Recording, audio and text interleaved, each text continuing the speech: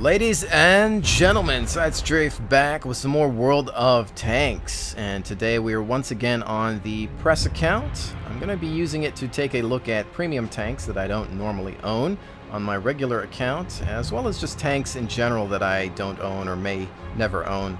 I figure that that's a good way to utilize such access, but anyways, today we're going to take a look at the Japanese Tier 5 premium. This is the Type 3 Chinu Kai, and it is, of course, a medium tank. But we are playing this live. I want you to keep that in mind. I'm talking to you and playing this at the same time, which means that anything can happen. This could be a horrible game. It could be a boring game. It could be the most exciting game you've ever seen. This is how we're going to do premium tank first impressions or reviews, if you will. I think it's the best way to showcase the vehicle as to not make it look like a super tank or an absolutely horrible tank. This is it in its truest form, and I've got a KV-1 up front. Not sure where his turret's looking, but we're able to get some shots in. Let's see if we can get one into the lower glacis there with this gun. So the selling point to this tank, as with most vehicles, at this tier at least, will be the gun being a long barrel 75mm. And go figure, the last shot doesn't take him out, it misses. Now, as far as I know, most tier 5 mediums typically have short barrel guns. Whether it's a short barrel 75 or a 76, or perhaps a 6-pounder gun, something that you might find on the Ram 2 or some of the Matildas in the game. I know the Russian Matilda, of course, has the 76.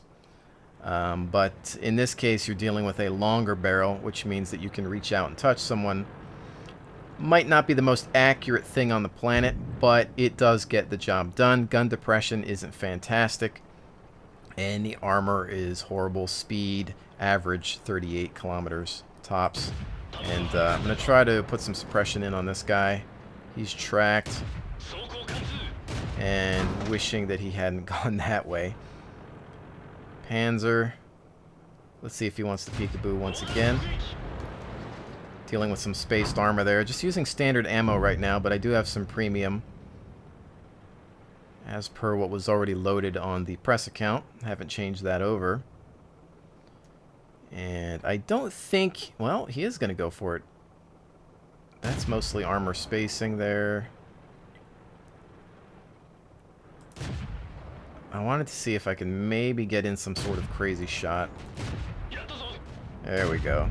Yeah, that guy has seen better days. Matilda rolling up as well. So, accuracy, it's not horrible. Rate of fire, decent. Really, this type of tank, keep it in a hull down position. Your best armor is going to be on the turret, 75mm. Not really a huge slope on it. When you're tiered like I am now, you're going to be far more effective, obviously, but this thing can get into some really rough games where it might make you feel like you need to switch over to some premium, unless you can just aim all of your shots perfectly. So here we are at T49, causing some problems. Instead of backing up, I'm going to go forward in hopes that he'll miss some shots. And now that we've removed him of his speed, he's no longer a threat. And let's see if we can push forward with the rest of the team here. Looks like we've lucked out on this game.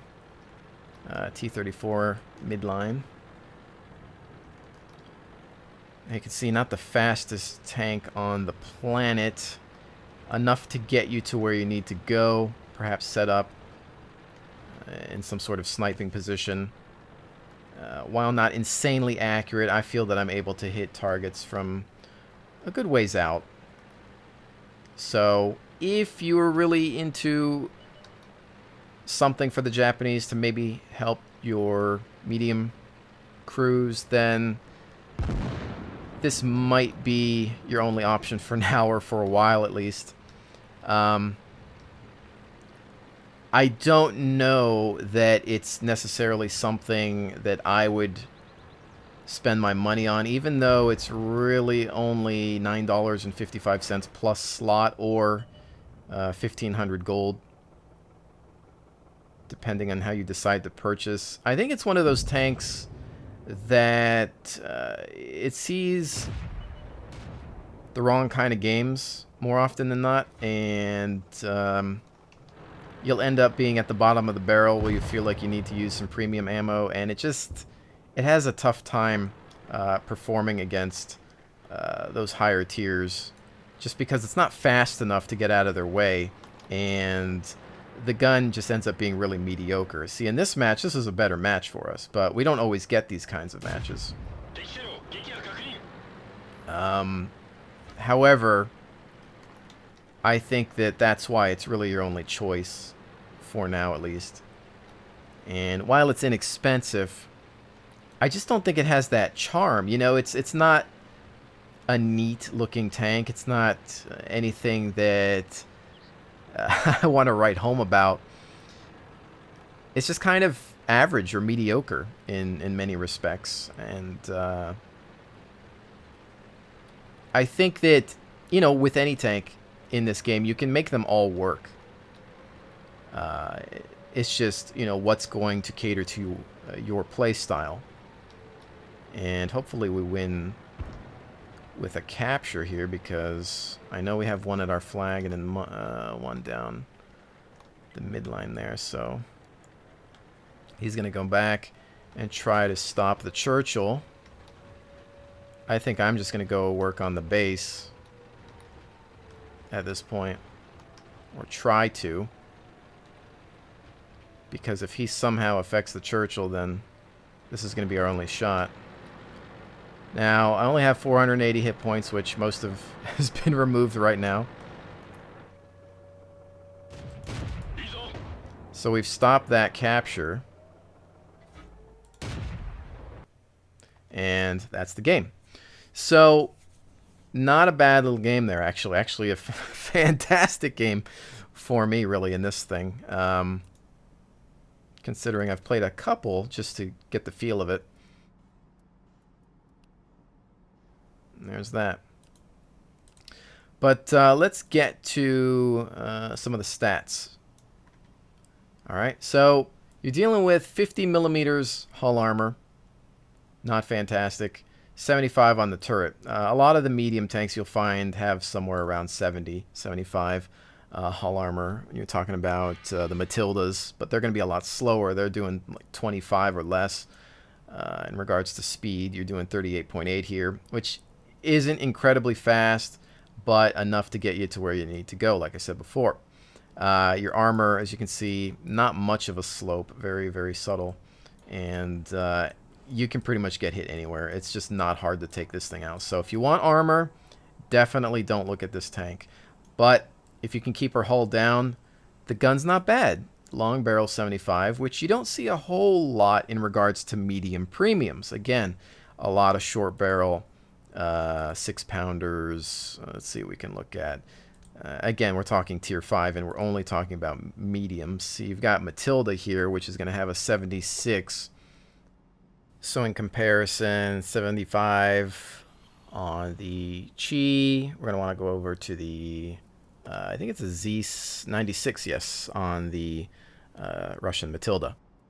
However, as you can see, you're just not getting as much power out of the gun, nor is it as accurate as the Chinu Kais. But in regards to some of the other nations, not much to look at there. Germany, I think T25 is probably one of your only options, but again, suffers in the accuracy department at 0.41. The ones that come to mind that I tend to see on a more regular basis in the premium world, Black Prince, but Black Prince, you know, you've got a lot of pesky armor, which can be effective, interestingly enough, at various ranges. But 6-pounder gun, high rate of fire. Americans, again, just talking about mediums. This is, of course, one that you won't see very often because it was a beta gift tank, but that's short barrel 75. Ram 2, 6-pounder gun, high rate of fire. So in the tier 5 world, this is the first time you're getting a longer barrel gun that might give you a bit more in terms of sniping potential. So if that's something that you're looking at, maybe. But again, gun depression is absolutely horrible, so don't put yourself into that type of situation where it would require something that has a good depression. Beyond that, I think we're going to get into another match and see what happens, because obviously that was one good match. We're bound to have a bad one. Again, we are playing this live so that you can really see this tank's potential. Now, here's a worst case scenario. Low man on the totem pole against some really rough tanks. AMX-4, M4, Tiger, Yog Panther, KV-1S even, and we only have 480 hit points, so we can't get hit. Although generally I try not to get hit in the first place in any tank, but it happens. This is World of Tanks. So we're going to want to check the spread. We want to see where the majority of the team rolls. Now again, this is not an expensive tank. 1,500 gold or $9.55 on the North American store, which also includes a garage slot. It's not expensive. And we don't know how long this is, going to be your only choice to help out your Japanese crews, but I guess it really just depends on how much you like Japanese tanks. For me, I think when I buy a premium tank, I look at a couple of different things. One, yes, do I look at the aesthetics? Is it a cool looking tank? Is it interesting to me in some way? Or is it funny looking? Is it fun? I don't know. There's some sort of charm that I think these premiums have to have in order to just be enjoyable. And this one doesn't really have it for me. I don't necessarily find it aesthetically pleasing. But beyond that, how does it perform? What is it going to do? Does it cater to my play style? In regards to the long-range combat, yes, it does cater to that style. Probably more so than a lot of the others that I have that are generally short barrel, such as the Ram 2. I own that tank on my regular account, and I've had a lot of fun with it. I think that the 6-pounders are very enjoyable. But is this enjoyable? Is it fun to drive around with this tank and maybe just put yourself somewhere that you can snipe? It really depends. In this type of match, we'll see how standard ammunition fares against these higher tier tanks. Right now, I'm thinking play it kind of like a tank destroyer, utilize cover, wait for some spotting, and hope that we can engage at range. So here's a target that I wasn't going to have an opportunity to shoot at, so I took the shot early. Still didn't make a contact. And A43, I'm going to need to move forward here now, just because we've got a lot of people rolling up fast, and this game may be short depending. Well, now we're taking some losses. We're even 3-3.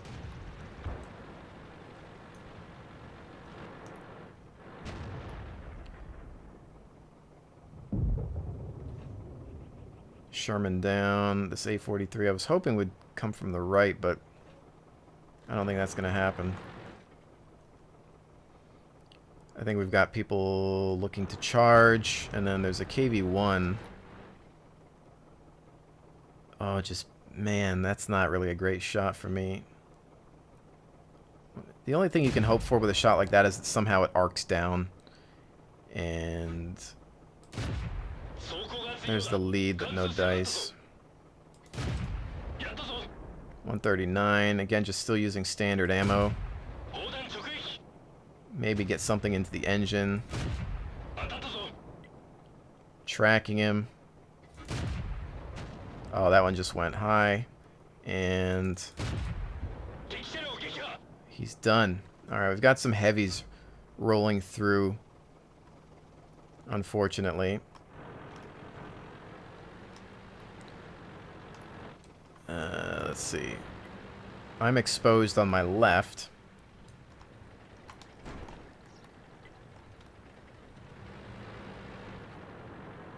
I'm going to continue to move up with these guys so as to not be left alone.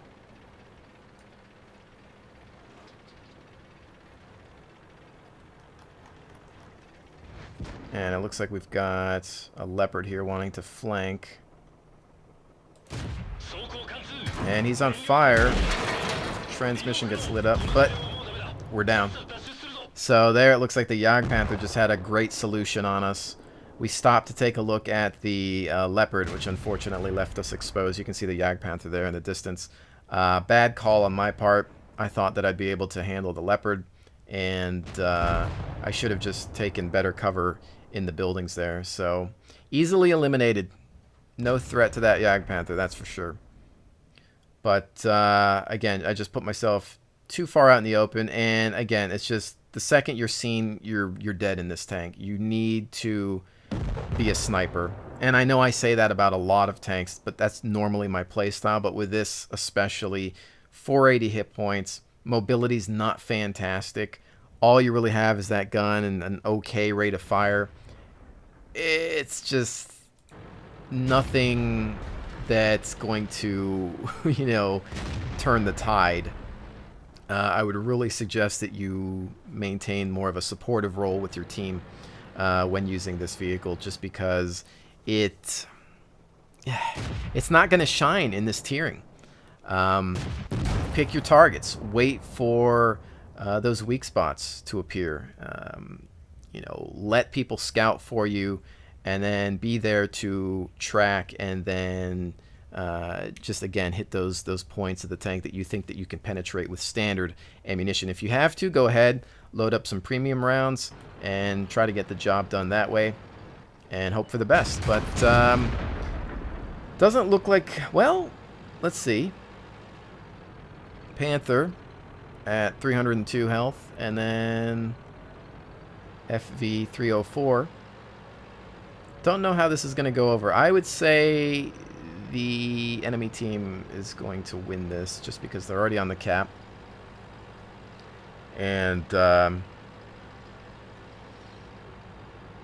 Panther's probably going to get scouted out here, if not eliminated.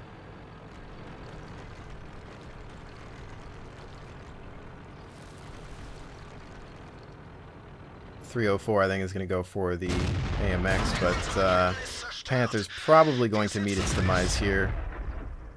He's not exactly in a position to finish this one for us. It would probably take that 304 doing something really crazy,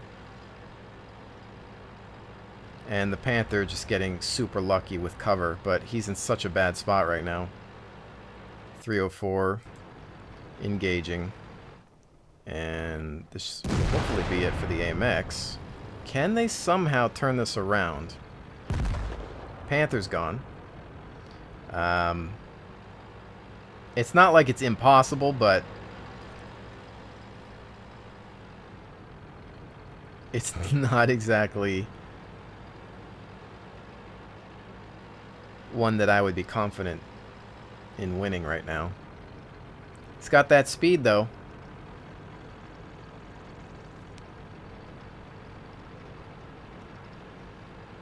And it looks like he's probably going to go for, well, if he goes for a base capture, I think he might just wait for them. His best bet is to just hit him with a surprise attack. They know where he was last sighted, so they're probably going to move into that village there.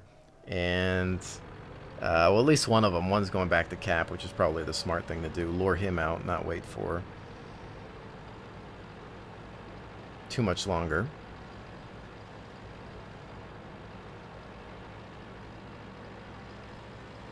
And I know this video is supposed to be about me looking at the Chinukai, but I can't help but wonder what's going to happen here. I'd like to see if the Shu can get a another kill in. AMX M4 spotted. Might come down to a joust here.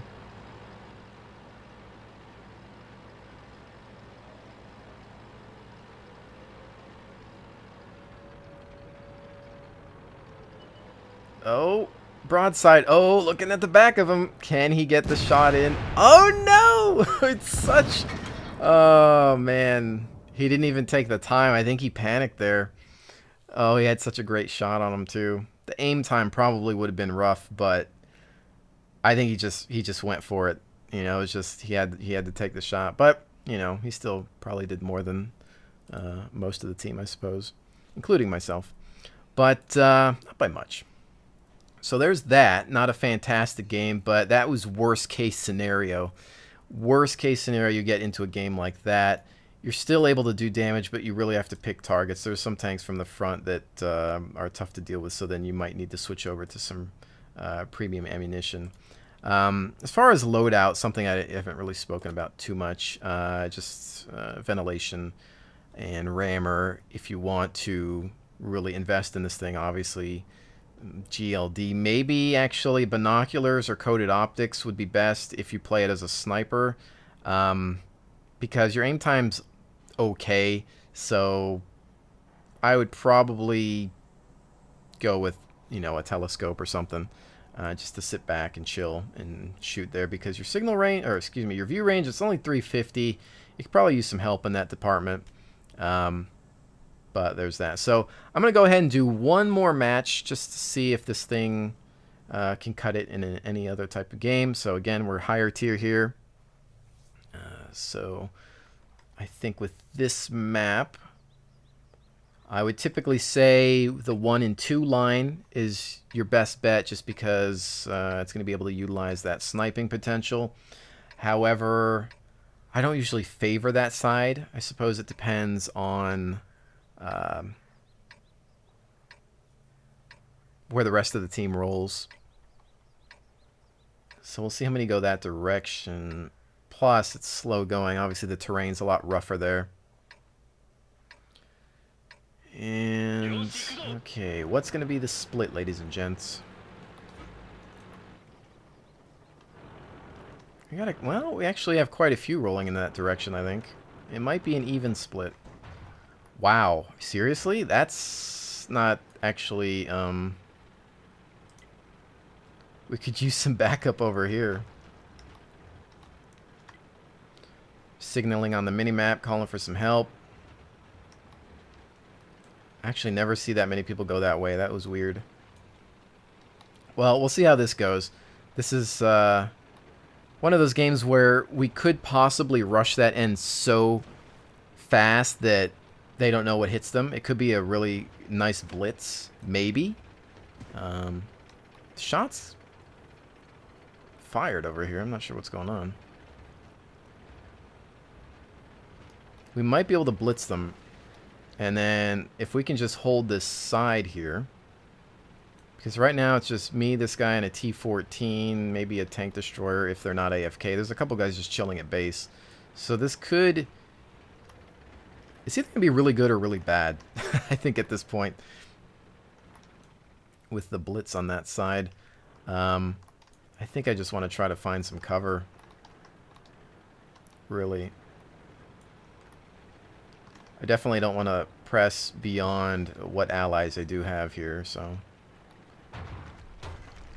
we are lit. By what? I have no idea. They do have arty.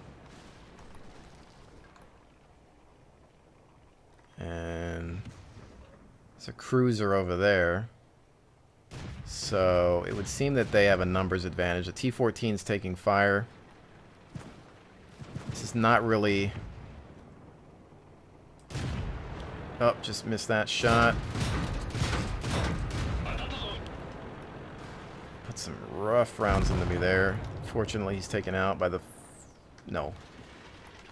KV-220, I think, got him. Alright, already took some massive damage.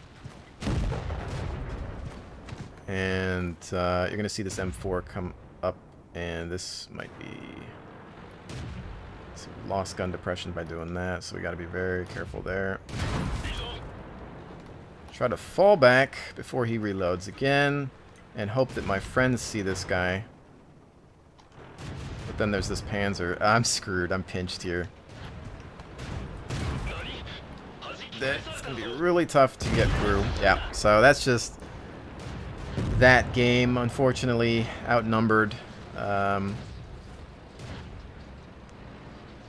If anything, maybe I could have held a position in the back of the map, but as you can see, our team just got absolutely crushed. The 1-2 line attack was not successful. It looks like everybody stopped here. It was not a blitz. Had they had gone through with a blitz, maybe. But everybody, it looked like, just stopped and then had a hill battle. And then we just got taken here where we didn't have enough tanks. But again, guys, these videos here where we do reviews or first impressions, second, third impressions of tanks, they're natural games. This is what happens. This is World of Tanks. This is what we deal with on an everyday basis. So, excuse me, a daily basis.